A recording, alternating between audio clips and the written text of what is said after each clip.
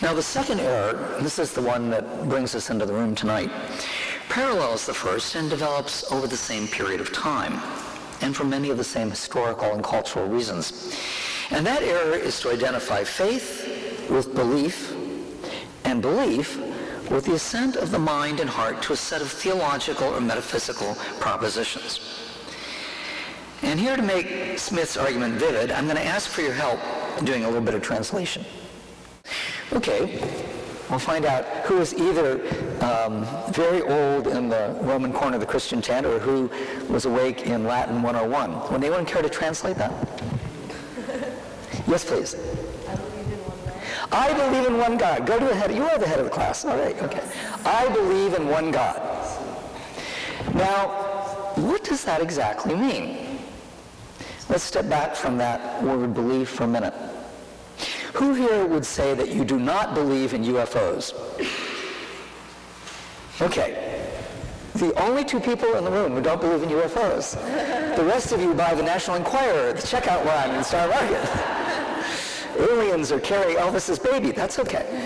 Okay. When you hear your colleague here say she does not believe in UFOs, what does she mean by that? That she doesn't believe that aliens have visited the planet. Okay, she doesn't believe that aliens have ever visited the planet. What else might she mean by that? What do you mean by that? I don't believe they exist, period. Okay, I don't believe they exist, period. Therefore, they could never have visited the planet. In other words, I do not assent to the proposition that there exists a reality called a UFO. Okay? Now, if a Latin were asked that question, they would not use credo. They would use opinio, opinare, from which we still have in English, it's a bit archaic, to opine. Okay? Let me ask another question. Who here would say they believe in the Red Sox? Oh, come on, a little more vigorous than that. Okay. Okay. You believe in the Red Sox? Okay. When your colleague says she believes in the Red Sox, what does she mean by that? Pardon? They're going to win. They're going to win. Okay. If we wanted to test whether she really believed in the Red Sox, how would we find out whether she's telling the truth? How would you challenge her to prove? Do you really believe in the Red Sox? Yes? You could have her bet against the game. Okay, absolutely. Put your money where your mouth is.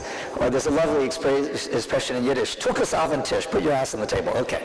So we would say, okay, hey, you got a chance tonight, Anaheim, right, 9 o'clock, 10 o'clock? Okay. We would find whether she's really willing to invest something in there. Any other way we might find out whether she really believes in the Red Sox? You'd want to know if she knew the team. Does she know the team? Does she know Dustin Pedroia's hat size? I mean, we want to, are you really? Okay. Now, what is the difference? Same word, believe. Do you believe in UFOs? Do you believe in the Red Sox? What's the difference? Same word. How are they different?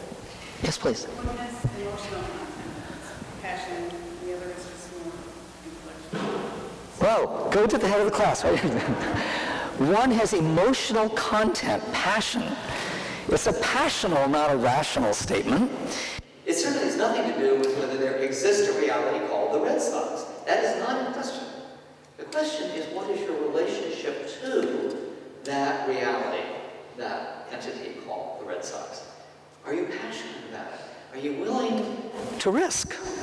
Are you willing to stand out in the cold? What are you willing to do out of that sense of loyalty? And that, WC shows me, is actually the meaning of credo in unum deum. This is what clinched the argument. He looked into the word credo. It comes from two Latin words, cor, cordis, or do, dere. Now, what are some cognate words in English from the root cor? Heart. Yes, well, so we would say, what words do we have that have core in them that are about heart? Coronary, exactly. Cardiac, concord, cordial. Okay. What's the word in Spanish? Corazon. In French? Good. Okay. They're all do dere is to put or to place. So guess what? Credo is not opinio, it's a passional action. I place my heart upon the one God. It is an act of trust. And in fact, this is the origin then of faith, that it goes back through the Middle English and Old French to the Latin fidere, to trust. Okay. So credo in unum Deum is not an affair of the mind, it's an affair of the heart. Luther knew this when he said, what does it mean to have a God? Or what is a God? Trust and faith of the heart alone make both God and idols. For the two, faith and God, hold close together. Whatever then thy heart clings to and relies upon, that is properly thy God. So when we talk about faith, we're actually asking, what are you in love with? Where do you place your heart? What are you willing to spend and be spent for? So this means that faith essentially is a relational reality and a process. The developmental foundation and antecedent for which is the experience of loving and being loved by another person. Which is why in the Abrahamic traditions, although that ultimate environment or reality is never a person, and that would be idolatry, we would say with Father Michael Himes, the least wrong way of talking about that is in personal terms, in the language of love and relationship. For the religious person, William James says at one point, the universe is a thou. It is a personal sense of what it is we have to do with.